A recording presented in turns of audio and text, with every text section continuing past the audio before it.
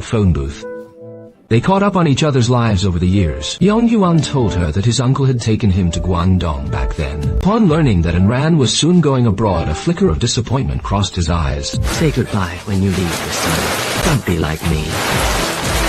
At least you know that. This was his guilt for leaving without a word and a plea for their future. This reunion reawakened the emotions they had both suppressed for 10 long years. Yang Yuan heard from friends that studying abroad required a fortune, so he resolved to do whatever he could for Anran. It so happened that Anran came to find him on her own initiative, even helping him sell the trendy toys of the time yo-yos. Business was slow at first until a little boy with no money showed a keen interest, and Anran kindly suggested giving him one for free. This random act of kindness unexpectedly opened up the market. The boy became a walking advertisement, bringing back crowds of his friends. As the yo-yo business took off, their romance began to blossom. One day, Anran went to see Zhao Yongyuan, who was tidying up his bedding. He called out her name without even looking up. Did you know it was me? I followed behind you for so many years. Of course, I can recognize the sound of your footsteps. These tender words filled the air with romantic tension. Ran took 2 coins from her wallet that she had cherished for 10 years. Looking at these small tokens, Zhao Yongyuan was overwhelmed with emotion. He realized that Anran had always kept a place for him in her heart. He gently placed one of the coins back into her palm, as if completing a ritual 10 years in the making. As their eyes met, their feelings deepened. Couldn't help but kiss her, but she fled in a moment of flustered confusion. Without her even realizing it, her feelings for Zhao Yongyuan had quietly transformed from childhood friendship into love. She considered giving up on studying abroad, but thinking of her single father, who had sacrificed everything to raise her, she found it hard to break her promise. Meanwhile, Zhao Yongyuan worked tirelessly to earn money, wanting Anran to have a better life overseas. Finding the profits from yo-yos too slow and urged by his childhood friend, considered the illegal trade of foreign currency. This risky decision brought him quick cash in the short term, but it also sowed the seeds of a future disaster. By encroaching on the territory of local thugs, they were soon targeted. This is the most common paradox in real-world romance. We often do things in the name of what's best for you that end up damaging the relationship instead. He longed to be worthy of Anran and build a future for her. Yet in his haste, he chose the most dangerous shortcut. Zhao Yongyuan stuffed a stack of hard-earned dollars into Anran's bag. Anran's heart was a whirlpool of emotions. On their way back together, a local gang leader and his thugs blocked their path. To protect Anran, Yongyuan let them beat him without fighting back. But when the thugs tried to lay hands on Anran, he was completely enraged. In the chaos, a bottle was smashed over his head, and blood began to stream down. Cornered, Zhao Yongyuan snatched a club and fought back desperately, striking the gang leader's head with a heavy blow. After escaping to the school clinic, Anran looked at the bleeding Yongyuan, who was still smirking, and she was overwhelmed with heartache. She demanded to know why he was mixing with such people. I wanted to make quick cash to send you abroad. I don't want your money.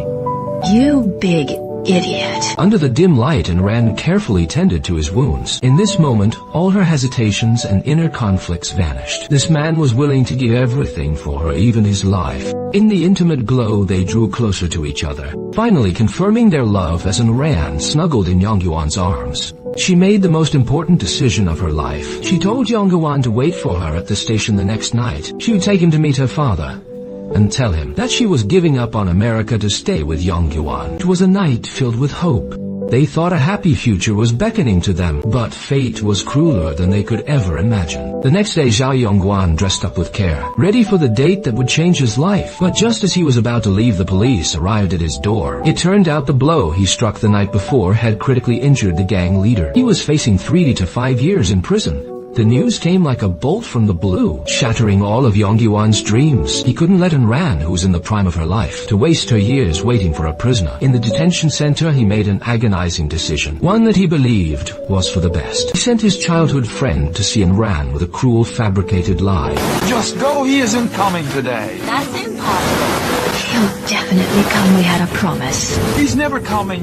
He's found someone else he wants you to go to America. Every word was like a blade stabbing deep into Anran's heart. With tears blurring into the rain, she wailed in disbelief. The man she had chosen to love for a lifetime had betrayed her like this. Filled with boundless despair and heartbreak, Anran boarded a plane to the United States alone. What she didn't know was that her departure was bought with Zhao Yongyuan's own freedom and future. But this white lie turned out to be more devastating than the truth. He underestimated Ran's resolve to stand by him through thick and thin, and overestimated the kindness of his lie. While the decision was meant to protect her future, it also destroyed the most precious trust between them. Life in America was incredibly hard, and before long, father passed away, leaving her completely alone in the world. To afford her tuition, she washed dishes in restaurant kitchens every day, doing the dirtiest and most exhausting work. Due to exhaustion and malnutrition, she fainted in the kitchen one day. Upon waking, a CO worker delivered even more devastating news. She had lost her and Zhao Yongguan's only child. At her most broken moment,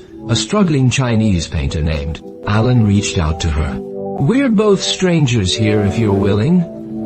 Let me take care of you from now on." For Ran, who was physically and mentally exhausted and extremely fragile, this companionship was the only thing she could cling to for survival. She accepted Alan, but from the start, their bond was built on sympathy and dependence, rather than love. Meanwhile, back in prison, Yongyuan's good behavior earned him an early release after serving only 1 year. Upon his release, he channeled all his longing and guilt for Ran into a driving force for success. He took orders and went into wholesale, expanding his business more and more, from Beijing to Japan, and then to Singapore. He finally brought his business to New York in 1997, the very city where the girl he longed for lived. In New York, life for Ran and Alan was far from easy. Alan's paintings went unnoticed, leaving the burden of survival almost entirely on Ran. She worked several part-time jobs while juggling various interviews. The once privileged girl had all her spark worn away by the hardships of life. Eventually, unwilling to be a burden any longer, Alan took the initiative to break up. By this time, Zhao Yongguan had become a successful businessman.